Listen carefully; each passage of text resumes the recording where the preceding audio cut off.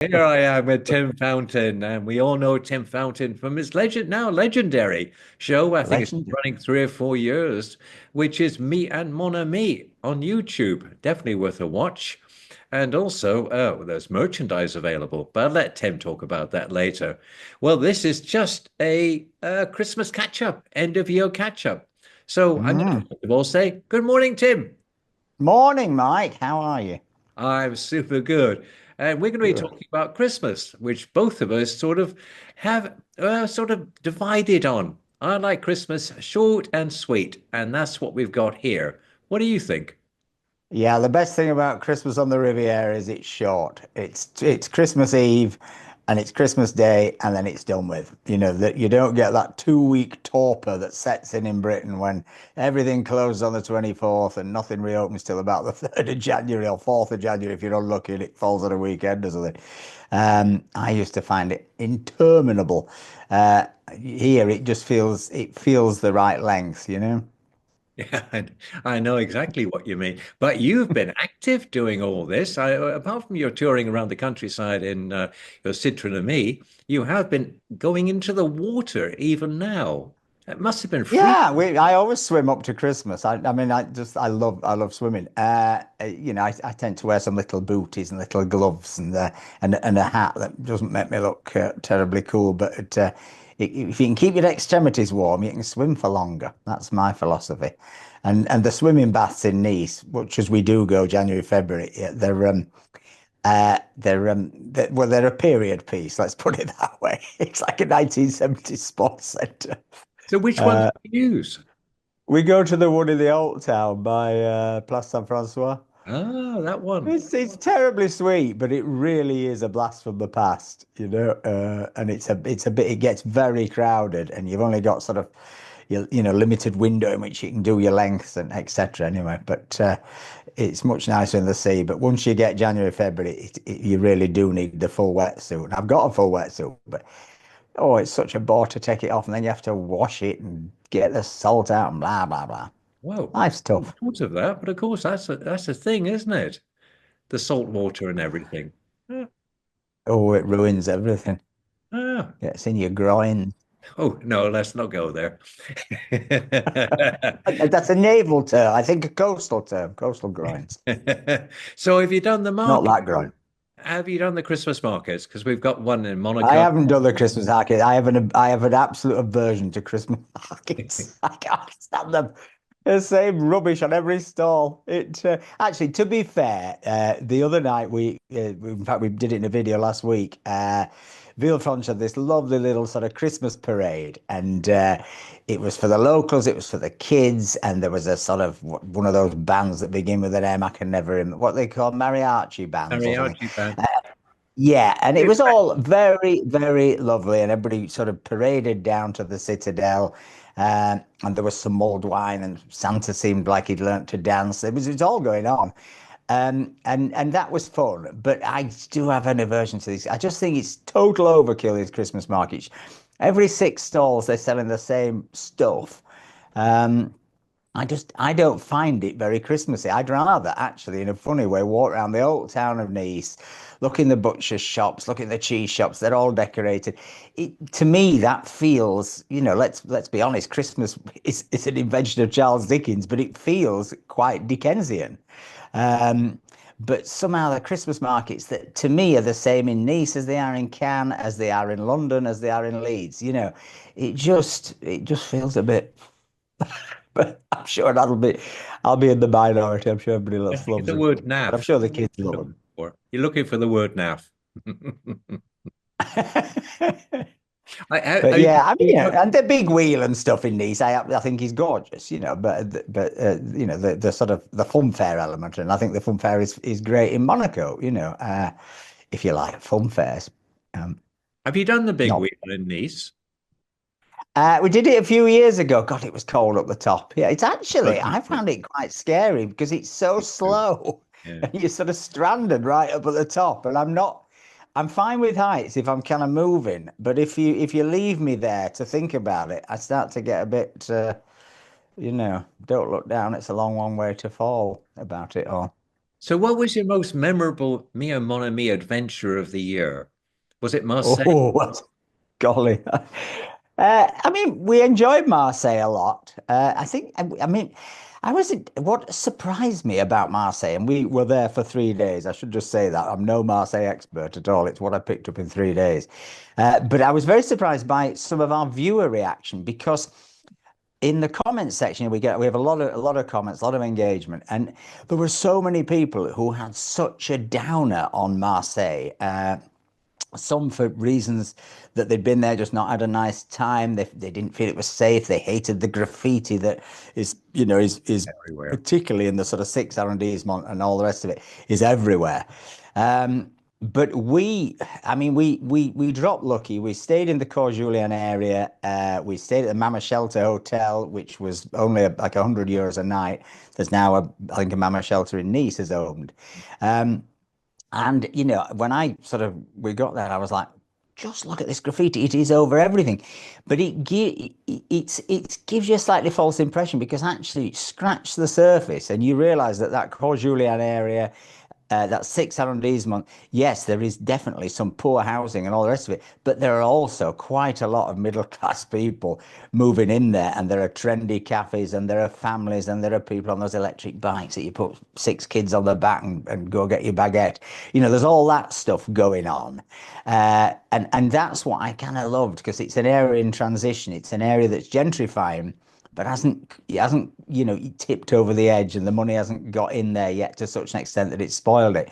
And I think because the rents are probably reasonably cheap on the shops, you have so many vintage shops opening up, but people are just able to try things, and we had some fantastic food there, and it is very, very cheap.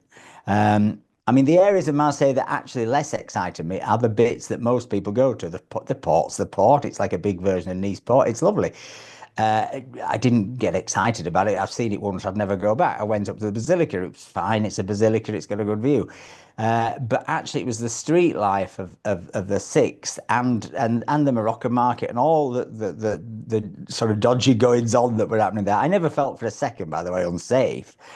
In fact, I quite find it quite refreshing watching a few drug deals go on, to be honest, because I'm sure you get that in Nice, but I don't know quite where. I Oh, was I was saying to I somebody can tell earlier you where. I'm reading a book at the moment, The I'm sure Lavery, you'll know, Mike.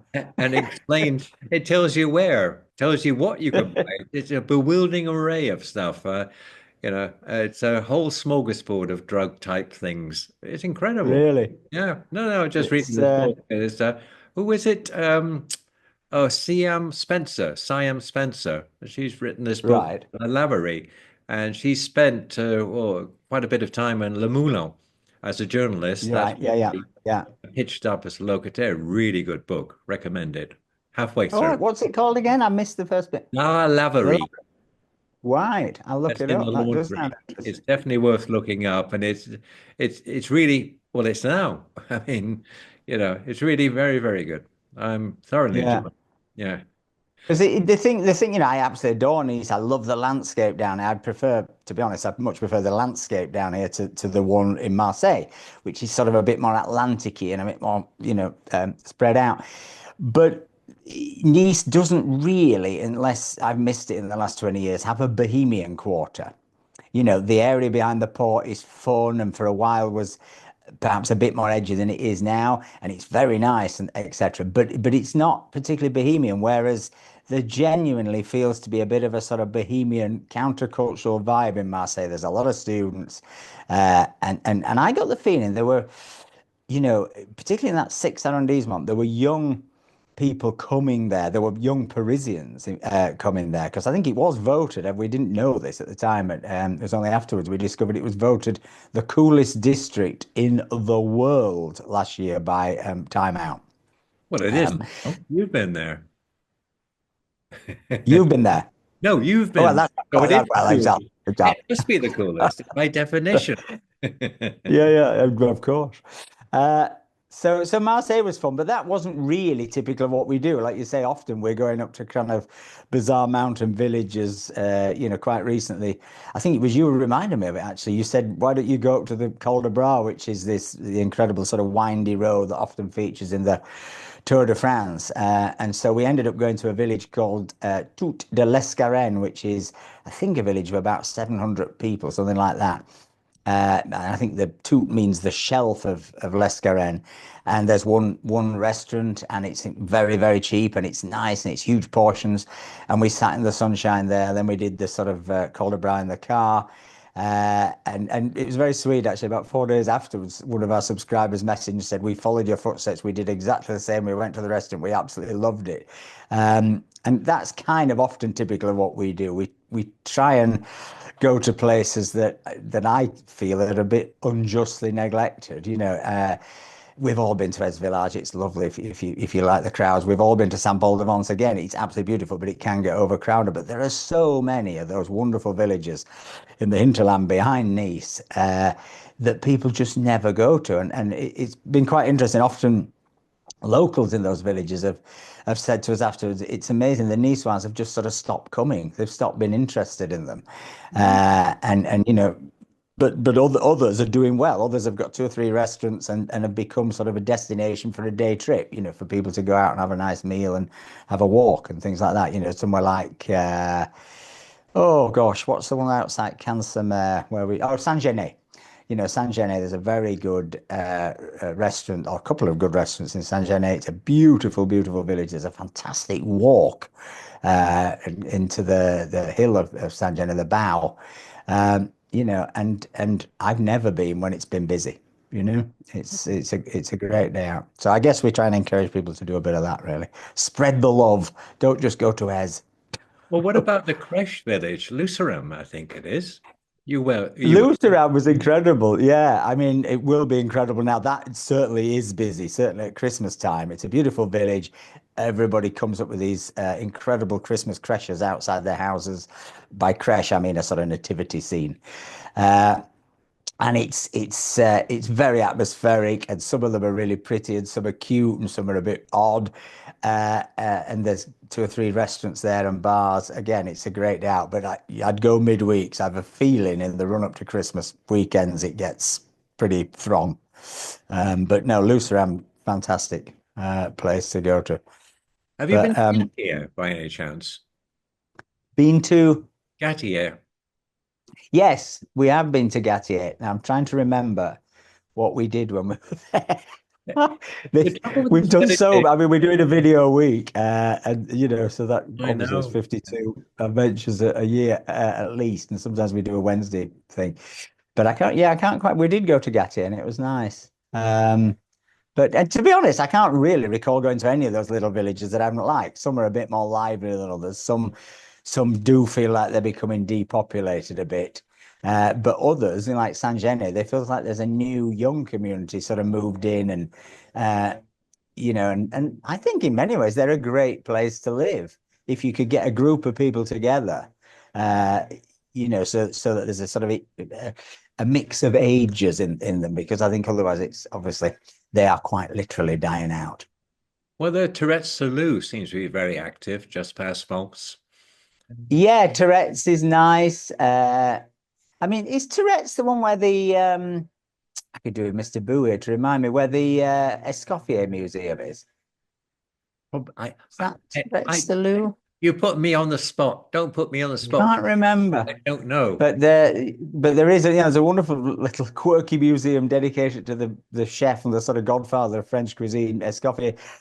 I've been a couple of times. Nobody seems to go to this museum at all. It is sort of ignored, and it's sad because if you're remotely interested in cooking, uh, and the history of French food, and also his story is kind of interesting. How he created the sort of kitchen at the Savoy, and he got done for a bit of fraud, and it's all there. It's Well, all that's there. where the English word scoffing comes from. A Is scoffing. it? I believe so. Yes, he was. How interesting. Yeah, no, no. Oh, Well, I didn't know don't be that. telling lies, of course. I'm known for that as well. The font of misleading See, history. exactly. So have you got a favorite village though that you it sort of sticks out, or are they all much of a muchness in your mind? I think Gillette was. Oh, I think it was okay. Gillette. Was it Gillette when we sort of on the Italian border was incredible. Sometimes as well, it just depends on if you can get the right day, the right weather, the right mood. You know, this it's an atmosphere that sort of lingers with you, and often it relates to whether there's a good restaurant there. You know what I mean? Whether there's a good local restaurant or whether it's just a sort of steak, hash, and chips sort of place. You know, but quite often there are. There's good, decent food to be found. No, it's interesting. Well, let's touch on Elton because now you've had Elton for a while and you've kept us in suspense. We were looking at camper vans a while back. We were looking at Fiat. We were doing all sorts of things. Are there any are wheels in motion, or are you still thinking? Well, my wheels are always in motion in my head. I mean, what we decided to do was to try and keep. I made a decision. I thought, let's keep the viewers in the loop as to what's going on in real life, because you don't want one tends to hum and ah. Should we keep this car? Should we get another one? Should we, do take up camping, whatever? It probably looks like I can never make my mind up, but I kind of think in real life that's what you do, and you circle a subject, and then you decide, okay. But no, the Citroen of me is not going anywhere. He's part of the DNA of the channel. The only problem we have with it is it's a 75-kilometer range. It's a 28-mile-an-hour top speed. That gives us lots of fun and lots of content. But it means that if we want to go to somewhere further afield, if we want to do the Route de Napoleon, if we want to go up to the Dordogne or whatever, it just will take so long to get there with 3 hour charge breaks and be so expensive because obviously you've then got endless accommodation on the way, or you're camping and you're putting the tent on the roof, and the roof shouldn't really have a big heavy tent on it, and all of those issues. So we started to think about, would a camper van be good so we could take people on bigger adventures, so we could do bigger adventures?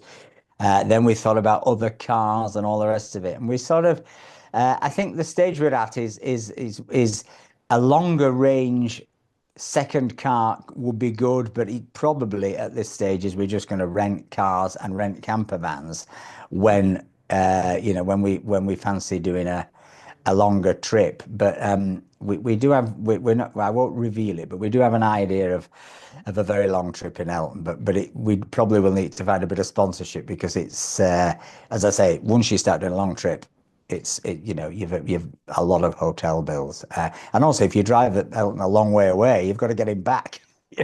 It's one thing to say, let's go to Leon and Elton. Great, the viewers are really interested in the journey to Leon and all the places we see on the way. But do they then want to see us come back? And that might take us, 4 or 5 days at speed he goes. So it's How but do no, you feel he's about not going anywhere. how do you feel about the general electrification of this part of France? Do you think we're getting better, stayed the same in the past year? I mean, I think we're incredibly lucky down here. I mean, when you think virtually all those villages we've been to over the last 3 or 4 years have got one, two, or three electric chargers, often on the Prise de Nice system, which I think is great. Largely they work. Occasionally you get one that doesn't work, but by and large they work.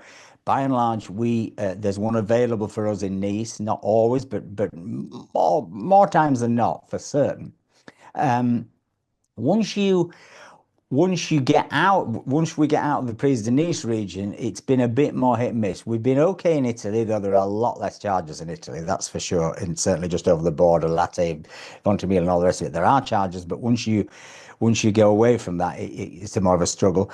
This week's video, we were in on Tebe. We ended up in a ridiculously overpriced car park, which cost 17 quid, 17 euros to park.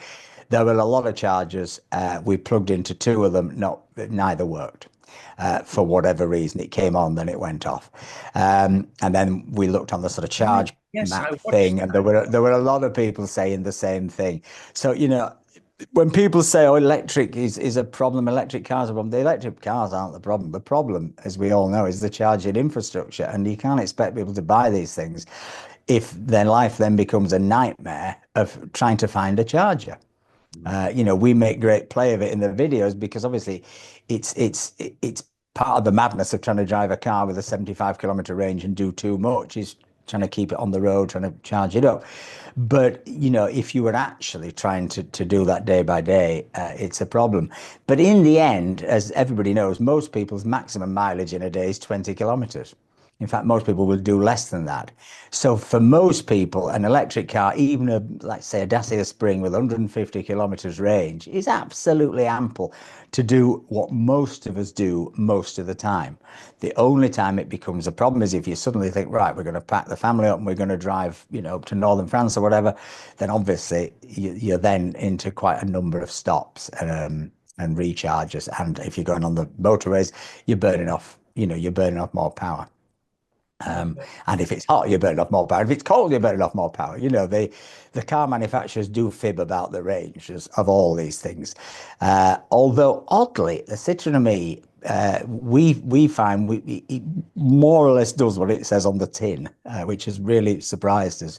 But it will go slow when it's cold. The other day we were coming up the hill from Nice and it had been out in the cold and it was, it was a bit embarrassing. It's not But just the battery, it's the actual motor goes more slowly.